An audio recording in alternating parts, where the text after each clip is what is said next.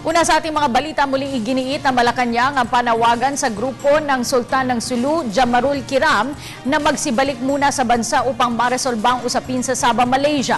Niliwanag ng palasyo na sa pamamagitan nito ay mabibigyan daan ang mapayapang negosasyon sa inaangking teritoryo ng Sultanate ng Sulu. Si Rocky Ignacio nag-uulat live mula sa Malacanang.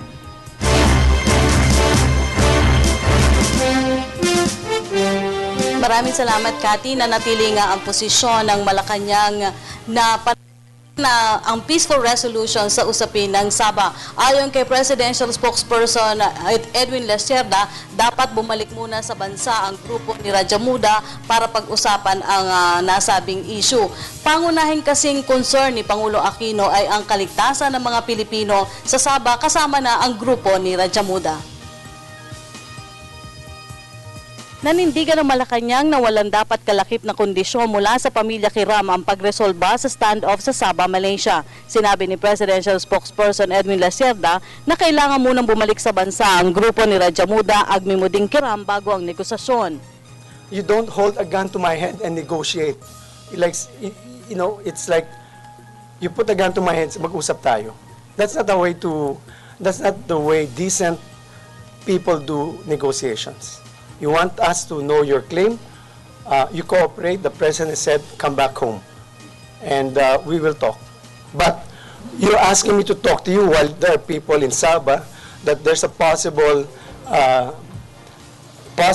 outcome of it's not acceptable to us. Agad naman nilinaw ng palasyo na ang pagpapabalik sa kanila sa bansa ay hindi isang pagtalikod sa claim ng bansa sa Sabah. Nauna nang tiniyak ni Pangulo Aquino na patuloy na re-resolbahin ang usapin sa mapayapang paraan. Ipinag-utosan ng Pangulo ang pag-aaral sa legal na basihan ng claim ng Pilipinas at ng Sultan sa Sabah. The manner of your presentation of your claim by using armed people, bringing your people to Sabah, will not effectively press your claim. That's not how to do it. And so the President has stated very firmly that we are studying the Sabah claim.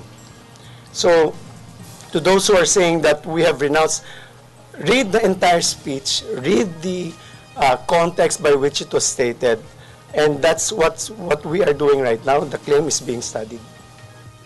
Git pa ng palasyo, hindi na rin dapat sisihin ang pamahalaan ng Pilipinas sakaling kumilos na ang Malaysian authorities sa insidente. Hindi naman daw kasi ang claim lamang sa Sabah ang pangunahing concern ng Pangulo, kundi ang kapakanan ng may 800,000 Pilipinong nakatira dito.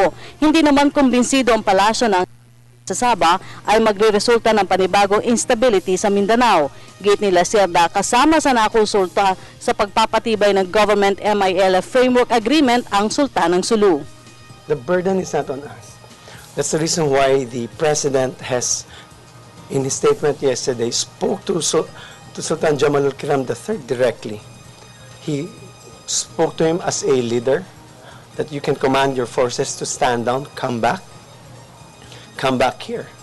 And that is you don't want a follower, you don't want a leader to, have we been unreasonable? I would say no, the government has not been unreasonable. We have sent emissaries to discuss with them. The entire purpose of this is to come up with a peaceful resolution to the incident. We are also concerned not only with the 180 who are in Lahad Datu, we are also concerned with the welfare of the 800,000 Filipinos in Sabah. We have a broader perspective than the 180 people, and that's a concern of the President. Tiwala naman ang Malacanang na hindi naman makakaapekto ang insidente sa magandang relasyon ng Pilipinas at Malaysia. Cathy, muling binigyan diin ni Secretary Lacerda na kailangan talagang pag-aralan ng claim sa Sabah dahil hindi pa rin matukoy ng gobyerno kung sino ang legal o tunay na kakausapin sa hanay ng Sultan of Sulu. At yan po ang ating pag-uulat mula dito sa Malacanang. Sa tulong ng RTVM, ako po si Rocky Ignacio para sa Telebisyon ng Bayan.